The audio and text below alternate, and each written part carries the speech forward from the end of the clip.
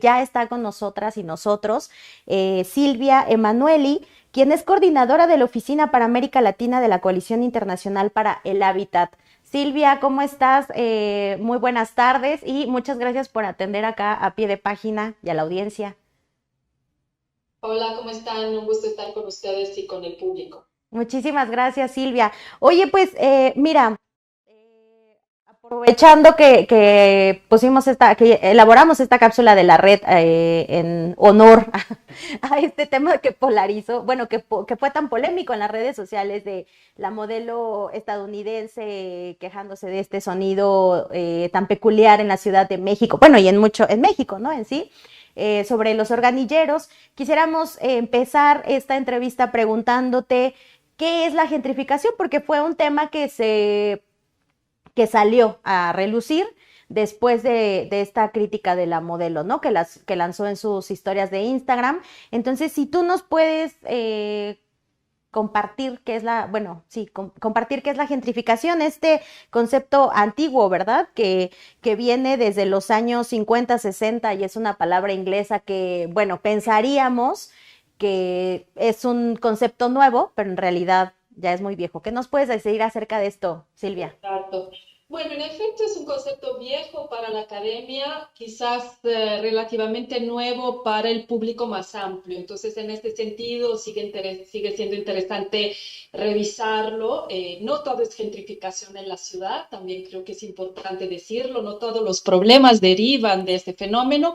En un origen, cuando no hablábamos todavía de nómadas digitales, eso también hay que considerarlo. La gentrificación sirvió para hablar del aburguesamiento de una zona de la ciudad, en este caso se hablaba de Londres, que estaba sufriendo una sustitución de una población de menores recursos, una población asalariada, trabajadora, por parte de otra población más burguesa en una determinada zona de la ciudad. Entonces es como a esto que se refiere la palabra, que podríamos decir, traduciéndola al español, el significado sería aburguesamiento, por así decirlo, ¿no?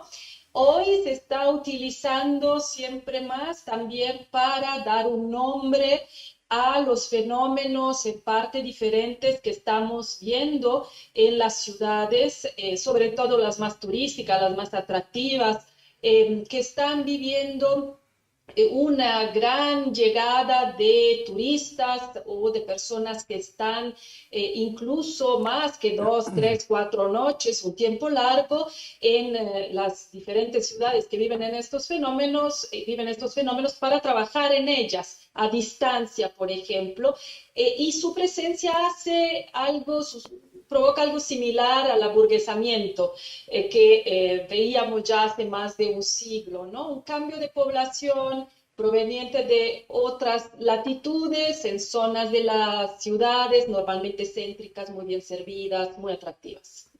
Eso podríamos decir para empezar. Ok, Camilo. Yo te quisiera preguntar acerca, y hablando de temas de vivienda, Ujú. ¿cuál es la situación que tenemos nosotros los jóvenes? O sea, ¿qué nos depara el futuro, el presente? ¿Por qué estamos aquí? Bueno, respecto a la vivienda, ¿no? Respecto a la vivienda, ¿cuál es, en qué momento de la historia estamos parados Su nosotros los campaña, su jóvenes? campaña. Ujú. Bueno, yo diría que en general México, así como muchos otros países en el mundo, están viviendo la que llamaríamos una crisis de vivienda, que implica una gran dificultad de acceso a viviendas adecuadas, en buena medida porque los precios del suelo, de la tierra, digamos, sobre la cual la vivienda se construye y los precios de la vivienda misma se han incrementado muy por arriba de los salarios.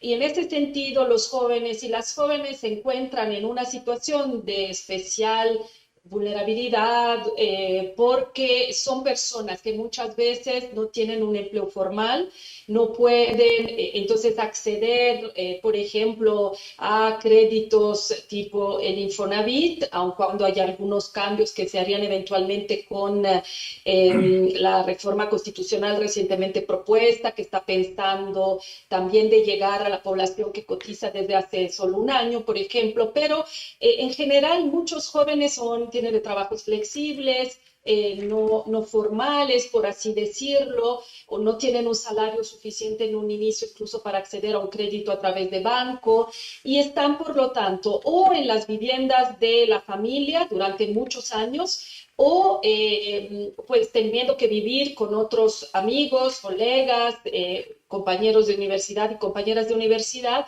o eventualmente rentando. Y también en el caso de la renta individual o incluso colectiva, digamos, de grupos de jóvenes que se junten para esto, estamos viendo un incremento en los precios muy significativos, ¿no? Hay estudios, análisis que hablan de un crecimiento en los precios de la renta, por ejemplo, en los últimos 16 años del 48%.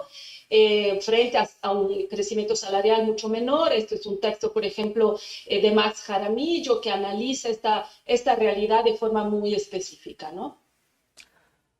Silvia, yo estaba hace un año, estaba leyendo, bueno, ya había leído antes el marxismo, ¿no? Ese ensayo de Federico Engels, la contribución a la vivienda, el problema de la vivienda. Eso lo veíamos como ya lo explicaba, el aburguesamiento de las ciudades, pero también aquí en la Ciudad de México tuvo que ver con esa movilidad del campo a la ciudad, que se dio muy fuerte como a partir de los 80 y en los 90, con esa reforma constitucional al artículo 27, y llegan muchas personas a la Ciudad de México que se quedan sin tierra y se llegan a la Ciudad de México, pero enfrentan un problema, no hay vivienda, y de las viviendas que se venía reclamando hace 30 años es la misma demanda de ahora, con la diferencia de que ahora pues se han incrementado los requisitos para poder acceder a una vivienda y el costo también se ha elevado demasiado.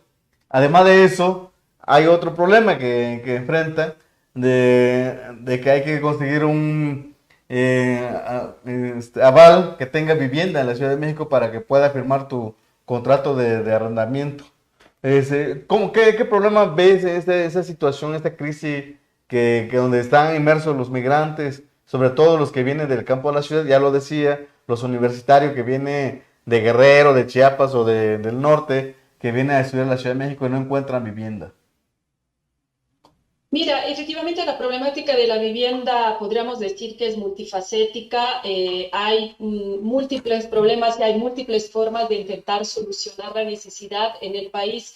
La principal sigue siendo la autoconstrucción de vivienda, o sea, las personas siguen el día de hoy construyendo con sus manos las viviendas donde pueden. Esto hay que decirlo como primera cosa que a veces se nos olvida.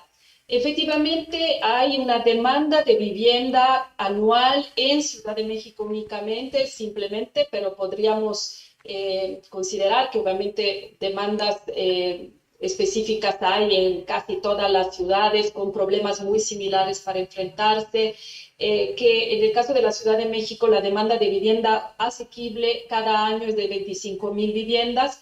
Tenemos efectivamente poca construcción de vivienda nueva.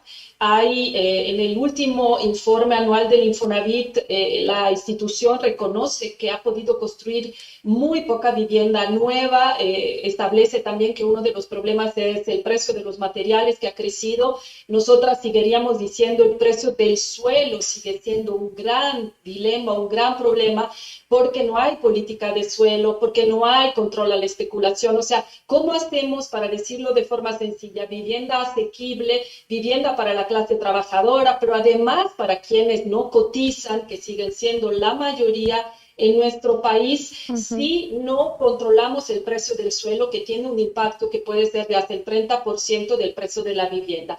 Entonces hay poca vivienda nueva, hay una falta de control en los precios de la que existen, los precios de la renta. En general se construye para un sector de la población que no es el más vulnerable, y es ahí donde las políticas deberían enfocarse y todavía no lo logran del todo.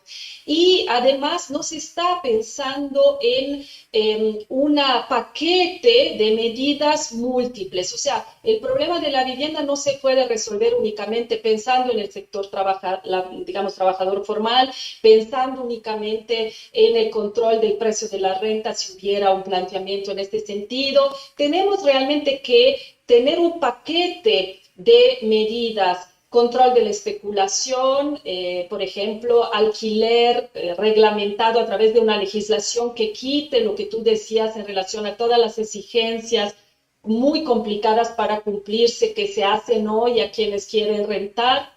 Deberíamos pensar en las cooperativas de vivienda, en alternativas de tenencia compartida, antiespeculativa, como pasa en otros lugares, para que todos y todas tengamos nuestro nicho, por así decirlo, de opciones, ¿no?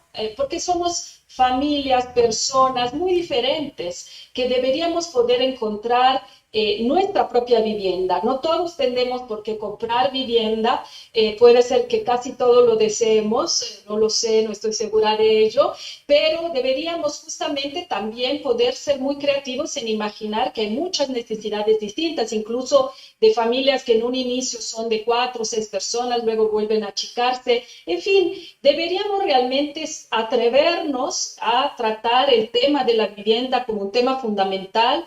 Hoy que están las campañas electorales, lanzamos justo esta campaña de la vivienda que un poco invitando a la población a apropiarse de ella y a solicitar a quienes piden ser votados en los diferentes cargos que existen, de hablar de vivienda, de explicitar cuáles son sus planteamientos en relación con eso. Y eso esperamos que muchas personas lo hagan en diferentes lugares. Es una campaña totalmente apartidista y busca activar la ciudadanía alrededor de este debate. Sí, Silvia, justamente te queríamos preguntar sobre esta campaña, o sea, los ciudadanos, las ciudadanas, ¿cómo podemos participar? ¿Qué es lo que tenemos que hacer? O sea, ¿cuál es como la propuesta, ¿no? de esta campaña que se ha lanzado, como dices, apartidista? ¿Cómo es que podríamos participar?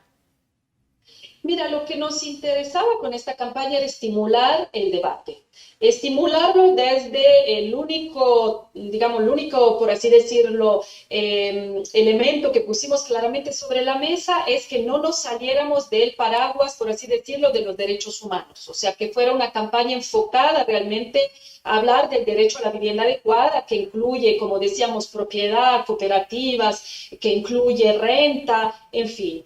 Y entonces no hay mucho más que hacer, sino tomar esta invitación en las manos, decidir de organizar actividades, de dar debate en las redes, de hacer demandas muy específicas a quienes son los que se están proponiendo para los ayuntamientos, los congresos locales, el Congreso federal, y desde diferentes rincones del país simplemente plantear qué necesidades tiene la población y qué prioridades le gustaría ver en la agenda. Claramente los ayuntamientos, y lo explicamos en nuestro folleto que compartimos cuando se lanzó la campaña hace pocas semanas, explicamos que tienen los ayuntamientos, por ejemplo, competencias diferentes a lo que puede tocarle a un legislador, legisladora, tanto si es del Congreso local como si es del Congreso federal. En fin, estamos haciendo un poco de, como decirlo, educación para, ¿no? legal para quien no la tiene, pero la idea es que cada quien se apropie de ella. Si quiere usar el hashtag, qué bien, sería y la vivienda qué, si no lo quiere usar también, pero que podamos realmente dar el debate, podamos obligar a los y las candidatas a expresar su opinión, a plantear su programa en ese sentido, ¿no? Hay algunos que ya lo han hecho, otros que sentimos que todavía no lo han hecho, y además, no, o sea, lo que no queríamos era que nos firmaran, como muchas veces sucede, una agenda de buenos deseos y intenciones que luego es soltada muchas veces después de que ya las elecciones son cerradas. Entonces, estamos llamando a la ciudadanía a activarse, tanto en las propuestas como eventualmente el monitoreo posterior a pues las elecciones. Sí, porque justamente en esta parte en donde tú dices, hay un informe en donde se dice que se construye poca vivienda, pero nosotros que, o sea, que pasamos por las zonas céntricas, ¿no? Digamos Cuauhtémoc, Benito Juárez, o sea, vemos Miguel Hidalgo, estas zonas que son, pues, con una mayor plusvalía por estar en el centro de la ciudad, hemos visto que hay construcciones a más no poder, ¿no? O sea, casi que en cada esquina vemos estos complejos inmobiliarios en donde pues evidentemente no son pensados para la gente que gana o que tiene un salario precarizado, ¿no? O sea, son... Totalmente. sí, Tenemos vivienda sin gente y gente sin vivienda, ¿no? Que es como un lema que se ha utilizado también en otros lados. Pero perdón, termina la idea, que creo que te interrumpí. no, está bien. Solamente te quería preguntar a qué se debe, para que la audiencia nos pueda comprender por qué estas construcciones son más difíciles de acceder porque tienen precios evidentemente pues elevadísimos, los metros cuadrados son reducidos. ¿Desde dónde viene esta problemática? Es una problemática que ya tiene años, ¿no? Porque sabemos que por ahí de los años 70, 80 en México, específicamente en este caso, pues la política de vivienda quedó, digamos, abandonada por el Estado. Entonces ahora, ¿qué papel juega? Pues sí, el gobierno, pero también pues estos empresarios que prácticamente están ahí Especulando. Especular. Sí. Bueno, en los 90 efectivamente tuvimos las políticas neoliberales de ajuste estructural y estas políticas tenían entre varios otros ejes el eje territorio-vivienda. Y ahí el planteamiento era que los estados dejasen de hacer vivienda en una óptica que era mucho más cercana al del derecho a la vivienda adecuada, aun cuando los estados, en el caso de México y otros, seguían enfocándose mucho en la vivienda para los sectores del trabajo formal, pero de todas formas había una política gestionada por el Estado que en algunas ocasiones llegaba a construir vivienda pública tal cual, dejar de lado esa visión y permitir que el Estado se convirtiera en un mero gestor de una política, por así decirlo, controlada por el sector privado, en el cual la vivienda se transformaba siempre más en una mercancía. Hoy vemos todavía los efectos de estas políticas con complejidades todavía mayores a las de los 90, porque el mundo se ha, digamos, globalizado también, para decirlo sencillo, en lo que tiene que ver con los flujos de inversiones que se posicionan en las bolsas de valores. Entonces hoy muchos, por ejemplo, fondos de pensiones, están invirtiendo en inmuebles y no necesitamos que un noruego o una canadiense vengan a México, vayan al notario y compren una vivienda, sino que simplemente pueden hacer una inversión a través de una acción que está en la bolsa y invertir en inmuebles. Y esto se hace en grandísimas tamaño y cantidad, como les digo, por parte de fondos de inversiones, por parte de también seguros, por ejemplo. Entonces, hoy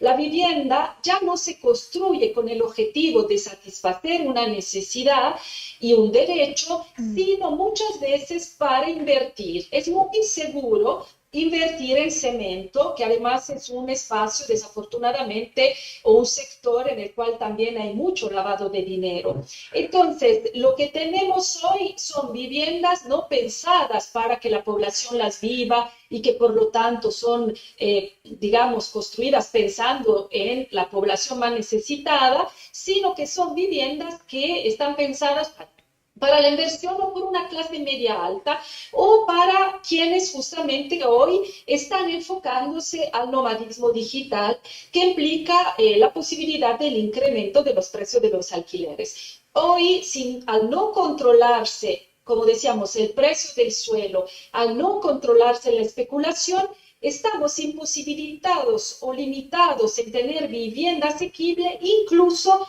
cuando el objetivo es ese. Por ejemplo, norma 26 en el caso de Ciudad de México. El objetivo era hacer vivienda social, pero ya que el suelo cuesta tanto como cuesta, no es fácil hacer en las centralidades, a donde hay mucha población que trabaja, que necesitaría quedarse. Y entonces se hace poca y afuera, o sea, no a fuerzas afuera de la Ciudad de México, pero en la periferia, de la, digamos, en relación con las centralidades. Entonces, digamos, el problema es complicadísimo, considerando sobre todo que un factor más es la economía financiarizada, la economía bursátil, por así decirlo, ¿no?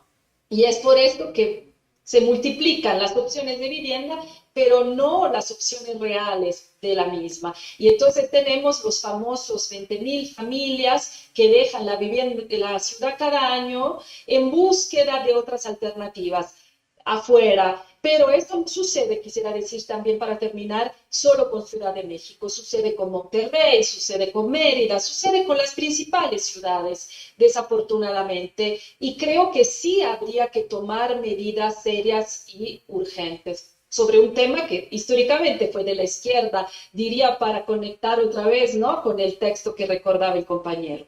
Así es.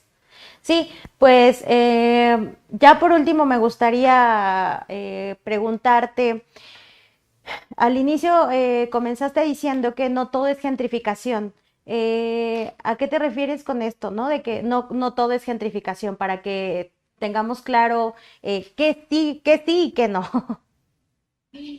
Bueno, digamos que cuando digo no todo es gentrificación, quiero decir que como las soluciones estamos planteando que sean múltiples, los problemas son múltiples. O sea, seguramente tenemos este problema de la expulsión de áreas centrales, de la población que ahí vivía y que es la que tributa en México, la que hace que la ciudad viva, siga pudiendo dar los servicios, versus una población que hoy viene a usar la ciudad sin dejar mucho a la misma, más que algunos, ¿no?, dineros que se van al turismo, que además es una economía no del todo redistributiva. Pero además de esto tenemos justamente el problema de no tener una legislación de alquileres. Y esto hace que las personas efectivamente que pueden acceder a esa vía de solución de la necesidad de la vivienda se vean a veces cargadas en exceso de solicitudes como las que ya se mencionaban, se ven discriminadas, se ven, digamos, obligadas a aceptar precios y condiciones inaccesibles, inadecuadas. Y tenemos, como decíamos, la ausencia de un número importante de vivienda nueva construida, tenemos pocas acciones de mejoramiento de vivienda. No solo hay que construir vivienda nueva, también sería bueno seguir mejorando. Esta ciudad tenía un fantástico programa de mejoramiento, hoy parece que se está reactivando, pero durante muchos años ha sido puesto en una esquina. Y tenemos poca vivienda pública entendida como aquella vivienda que se saca del mercado,